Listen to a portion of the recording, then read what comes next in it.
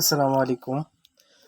অনলাইনে আপনারা সেবা ম্যানেজার বা অ্যাস ম্যানেজার নামে একটা অ্যাপস দেখতে পাবেন। তারা প্রতিনিয়ত তাদের বুস্টিং কাজ পুরো বাংলাদেশ ছড়িয়ে যাওয়ার চেষ্টা করতেছে। আর একটা বিষয় হচ্ছে যারাই তাদের ফাঁদে পড়তেছে, ধরেন কেউ একজন তাদের এই অনলাইনে প্রচারণা দেখে তাদের এখানে অ্যাকাউন্ট করলো দোকানের হিসাব নিকাশ রাখার জন্য।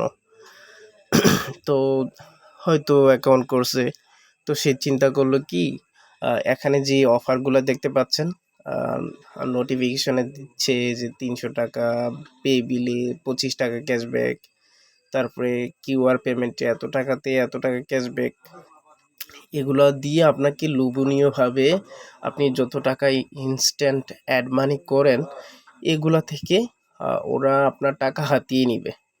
১০০% নিশ্চিত থাকুন আপনি কোনো টাকায় এখানে অ্যাড মানি করবেন না।